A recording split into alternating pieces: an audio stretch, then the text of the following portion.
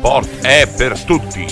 Il primo evento si è svolto a Codroipo, dove il sindaco Fabio Marchetti e l'assessore allo sport Flavio Bertolini hanno presentato l'iniziativa Sport è Movimento e Salute, in occasione di un evento pubblico tenutosi in sala consigliare nel municipio, lanciando il progetto a partire dal Medio Friuli. La provincia di Udine, con l'assessore allo sport Beppino Govetto, sta organizzando il progetto dedicato principalmente alle persone non più giovani, nei comuni di Buia, Cividale del Friuli, Latisana, Palmanova, Tolmezzo e Codroipo, dove si terranno nei convegni pubblici per esporre il programma e alcune sessioni nelle palestre per dimostrazioni concrete.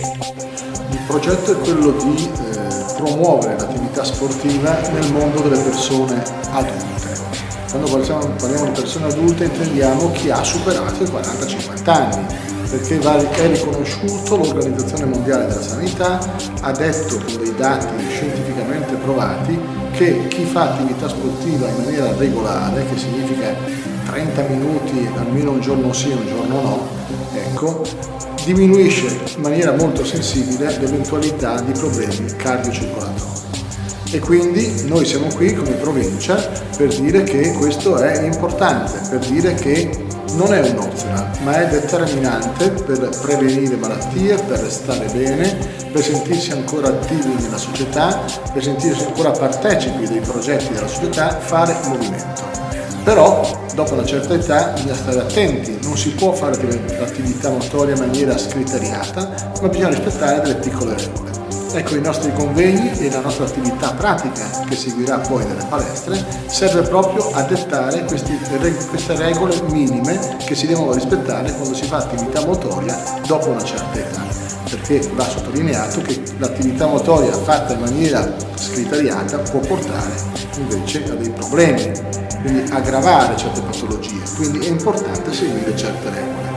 Vediamo che questi convegni sono seguiti con attenzione, abbiamo vicino a noi le aziende sanitarie, abbiamo vicino a noi le facoltà di scienze motorie, ci sostiene la CRUP e vediamo che il territorio aspetta con impazienza questi momenti perché sa dell'importanza di questo e quindi vediamo che tanta gente vuole ascoltare, vuole apprendere e poi speriamo vuole anche mettere in pratica. Ecco, la provincia in che modo sta cercando di rendere attraente queste attività per le persone che, voglio dire, evidentemente un po' di pigrizia con l'età l'hanno acquisita? Ma con dei convegni in cui viene spiegata come sia molto semplice fare questa attività motoria. Non ci sono problemi particolari e tutti possono farla. Si parla del cammino, si parla della bicicletta, si parla del ballo. Il ballo che è un'attività divertente, socializzante, è un'attività che mette il buon umore. Quindi attività, il gioco delle bocce, ci sono dei giochi popolari che aiutano in questo senso. Ecco, quindi ci sono tante attività, anche il fatto di andare nell'orto, il fatto di muoversi in un certo modo anche in casa. Quindi attività semplici che però hanno un risvolto e un effetto sul proprio fisico e sul proprio umore veramente importanti. Per il Ponte News, Marco Mascioli.